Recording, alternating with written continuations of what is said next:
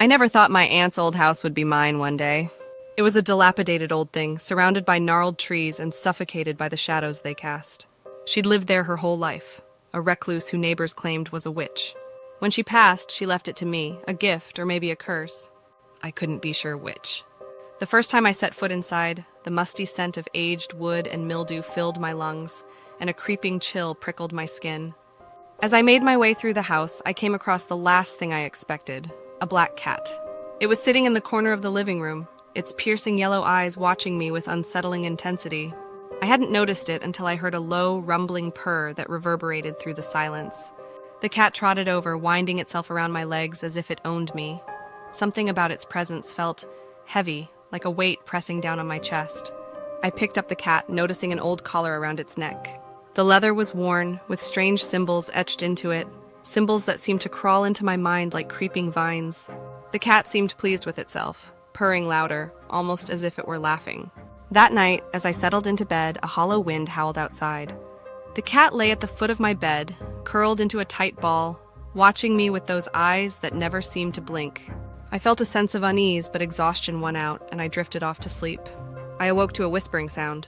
I blinked in the darkness, squinting as my eyes adjusted. There, perched at the foot of my bed, was the cat. But it wasn't just staring at me, it was talking. Its mouth moved, forming words I couldn't quite grasp, a guttural, otherworldly cadence that made my skin crawl. I bolted upright, gripping the covers. What are you?" I stammered. The cat's eyes gleamed, and the air seemed to thicken around me. "I am bound," it said, its voice a hollow echo that seemed to come from everywhere and nowhere. "Bound by your bloodline. Only you can break the chain, free me from this prison." The room felt like it was closing in on me, my heartbeat pounding in my ears. "Free you? How?" I managed to choke out. A cold smile seemed to curl on the cat's face, if that was even possible. "There is a ritual. Tonight of all nights it can be done, but you must be willing to pay the price." A shiver ran down my spine, but I couldn't look away. There was something compelling, something darkly magnetic about this creature. Despite the gnawing dread, I found myself nodding. It purred again, pleased. "Prepare yourself," it hissed. "Oh, once we begin, there is no turning back." The cat leapt from the bed, disappearing into the shadows, but I could still feel its presence, like a cold hand clutching at my heart. The air grew heavier, and I sensed that whatever lay ahead was far more sinister than I could ever imagine. Yet something drove me forward, a gnawing curiosity mixed with a fear that quickened my pulse. I couldn't help but feel that I was being drawn into something ancient and unholy, a darkness that held me in its grasp, refusing to let go. As I made my way to the ritual room, I knew one thing for certain. Tonight would change everything. The cat led me through the winding halls of the old house, guiding me with glances over its shoulder and a flick of its tail. I followed, unable to resist the pull, though every instinct screamed at me to turn back. The shadows seemed thicker here, pressing in on me, whispering secrets I couldn't understand. We stopped in front of a door I hadn't noticed before. The cat scratched at it, and the door creaked open, revealing a room bathed in the dim glow of candlelight. The air was thick with the smell of burning herbs and something metallic that clung to the back of my throat. In the center of the room stood a small altar draped with a crimson cloth, stained and frayed. Strange symbols marked the cloth, the same ones etched into the cat's collar. It seemed as if they were pulsating, alive with a dark energy that seeped into the air. I wanted to run, but my feet carried me forward as if something beyond my control urged me on. The cat hopped onto the altar, sitting regally as if it had been there countless times before. "To break the chain, you must first spill your blood," it purred, its voice laced with a wicked pleasure. I hesitated, a cold sweat breaking out on my skin. But before I could ask what that meant, the cat's eyes glowed brighter, and a small dagger appeared on the altar. The blade was ancient, its hilt wrapped in leather that looked like it might crumble at any moment. My hand trembled as I reached for it, but I found myself gripping it tightly as if the blade had a will of its own. The cat watched with unblinking eyes. "Cut your palm and let the blood flow over the symbols. It is the first step." I swallowed hard, feeling my pulse pounding in my ears. With a deep breath, I pressed the blade against my palm. Pain shot through me as the skin split and dark blood welled up, dripping onto the crimson cloth. The symbols began to glow, their lines pulsing with a sinister light that seemed to throb in time with my heartbeat. As the blood soaked into the cloth, the room began to change. Shadows twisted and writhed, taking on forms that weren't quite human. I could feel them watching me, their eyes invisible yet piercing, drilling into my soul. I wanted to scream, but my voice was caught in my throat, a strangled gasp escaping instead. The cat's voice broke through the haze, calm and cold. The ritual has begun. There's no turning back now. A chill ran down my spine as the shadows coiled around me, whispering in a language I didn't recognize, their voices a cacophony of hatred and hunger.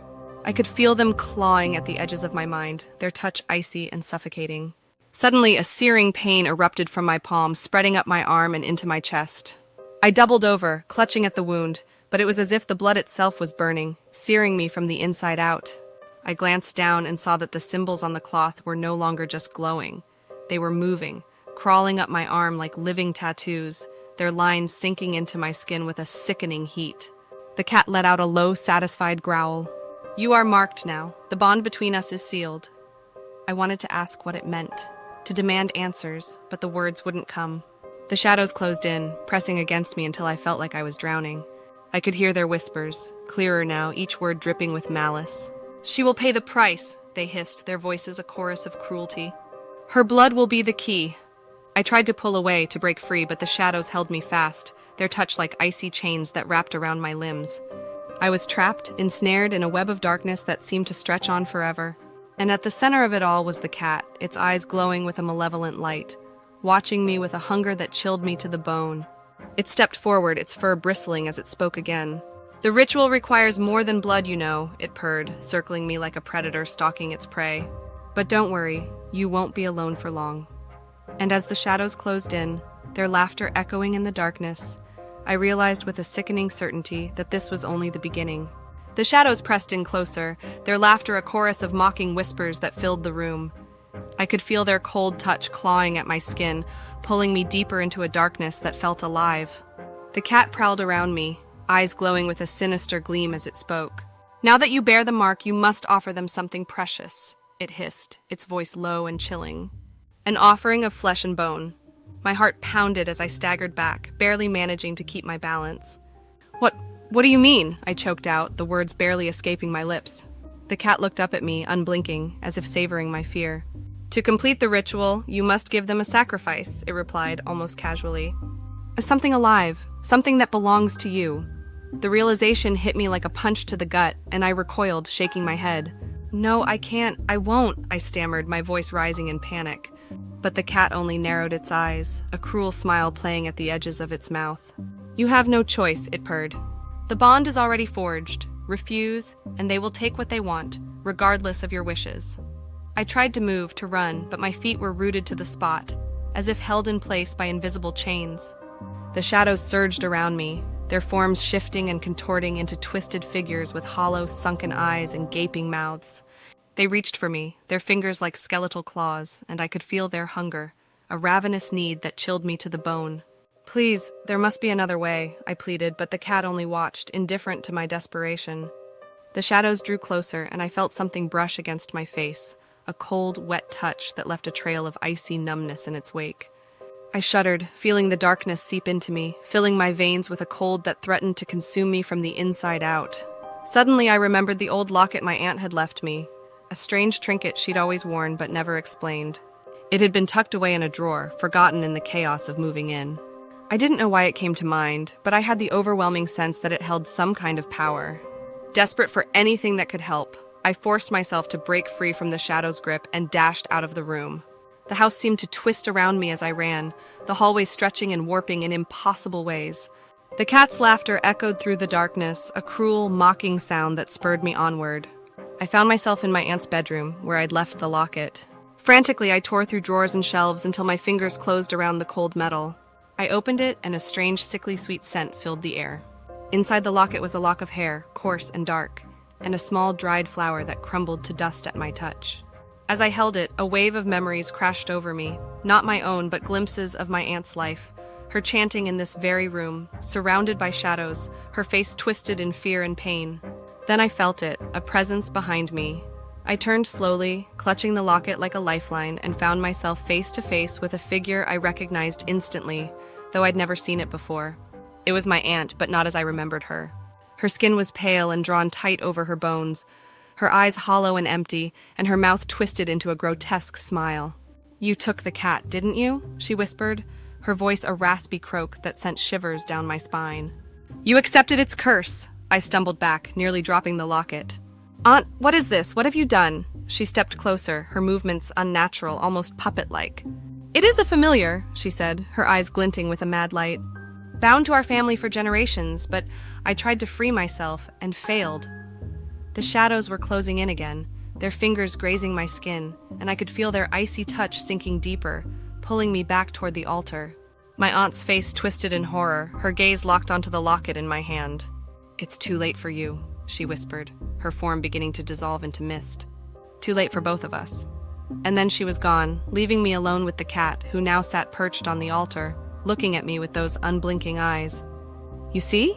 It purred, its voice thick with satisfaction. She tried to escape, but the debt remains unpaid. I clutched the locket to my chest, the cold metal digging into my skin, and knew that I was trapped, bound to the same fate as my aunt. The cat leaped down, padding closer until its face was inches from mine, its eyes glowing with a cold, pitiless light. "There is only one way out," it whispered. "Complete the ritual, and your suffering will end." As I stood there, surrounded by shadows and the echoes of my aunt's last words, I felt a terrible certainty settle over me. The ritual was not meant to free the cat. It was meant to bind me in its place. The shadows were waiting, hungry and impatient, and I knew that whatever decision I made, the cost would be far more than I had ever imagined. The cat circled me, its eyes gleaming with anticipation. I could feel the shadows pressing in, a malevolent force that seemed to pulse with their own dark will. But in that moment, something stirred within me, a spark of defiance that pushed back against the creeping terror. I looked down at the locket, clutching it so tightly that the edges dug into my palm. My aunt had failed, but maybe, just maybe, there was a way to break the cycle. The memories that had surged through me when I first held the locket were more than just visions. They were fragments of her life, of the moments when she'd fought against the darkness. And now they were mine. I took a deep breath, feeling the weight of generations bearing down on me. The cat hissed, sensing the shift, and leapt back onto the altar, its eyes narrowing with suspicion. "You can't escape," it growled, but I stood firm, the locket warm in my hand. The shadows writhed and twisted, their forms distorting as if they too sensed the change. But I held my ground, focusing on the faint warmth of the locket. In the chaos, I remembered one last thing my aunt had always said, something she'd whispered to me when I was a child and scared of the dark. "The light within is stronger than anything outside." Asterisk. Summoning all the courage I had, I held the locket high and spoke the words that seemed to spring unbidden to my lips. Ancient phrases in a language I didn't understand but felt deep in my bones. The locket began to glow, its light growing stronger until it filled the room, casting back the shadows and forcing them to retreat. The cat shrieked, a sound so piercing that it felt like nails clawing through my mind. It leapt from the altar, trying to escape the light, but I stepped forward, holding the locket out like a shield. The glow intensified, enveloping the cat, whose form began to change, warping and twisting until it was no longer the sleek, sinister creature that had terrorized me. It was shrinking, its fur receding, until there was nothing left but a small, shivering kitten looking up at me with wide, frightened eyes. The shadows dissolved, their forms dissipating into the light, and the house seemed to breathe again, the air growing lighter, the oppressive weight lifting from my shoulders. I looked down at the kitten, whose eyes were now soft and innocent, free of the malice that had once filled them. A warmth filled the room, and I felt a gentle presence beside me. I turned to see a faint outline of my aunt, her face peaceful and serene. She smiled, a look of gratitude shining in her eyes, and nodded as if to say, "It's over." Asterisk. The kitten purred, nuzzling against my leg, and I bent down to scoop it up. It looked up at me with a softness that melted the last remnants of fear in my heart. As I cradled it, I could feel its small heartbeat, quick but steady, a reminder that life had returned to the house. I walked out of the room and into the fresh night air. The kitten nestled against me, a new warmth spreading through my chest. The house was still and silent, but it no longer held the weight of dark secrets. I knew in that moment that I had broken the curse. The darkness had lifted, and a new chapter lay ahead, one free from the shadows that had haunted my family for so long. And as I stood there under the starlit sky, I felt a sense of peace that I hadn't known in years.